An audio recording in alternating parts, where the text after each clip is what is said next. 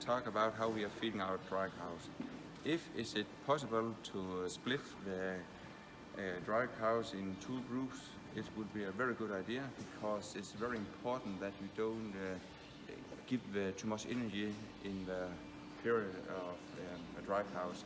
So that's why you make two groups of cows, because in the first 3 or 4 weeks in the dry cows period, it's very important we don't give them too much energy.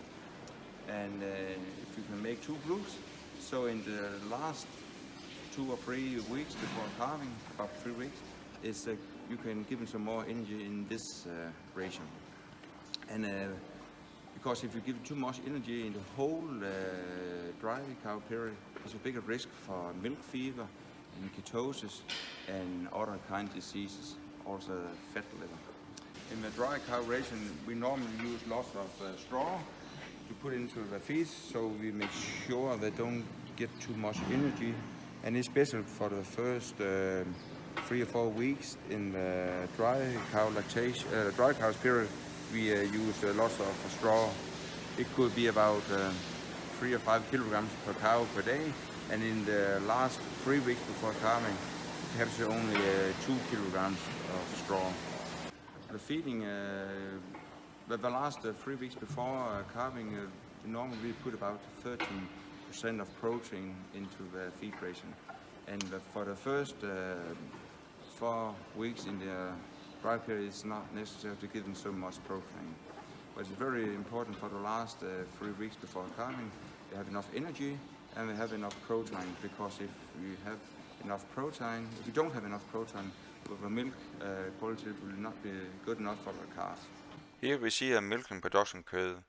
The red line tells us how much milk the cows shall produce per day if we want 12,000 kilograms of milk per year per cow.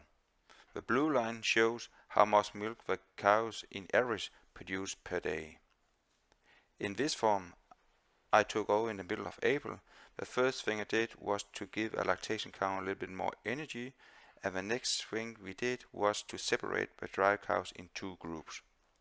The first 4 weeks in the dry period, the feed ration is from the heifers plus some straw. It is very important that the dry cows don't get too much energy in this period. And for the last 3 weeks in the dry period, I made a dry cow feed ration where I have more energy and protein in the feed ration, so the rumen is ready for the lactation feed after calving. I also make sure that the cap value is not too high, because the high cap level gives a bigger risk for milk fever. As you can see, the milk production is going up with 2 to 3 kilograms of milk per day per cow. We can also see that the cows start much sped up after calving. Now the cows produce about 3 kilograms more after calving. There are not so many diseases after calving anymore. Before there was many ketosis, retained placenta, milk fever and fat liver. So I will say, if it is possible to make two groups of dry cows, is a very good idea.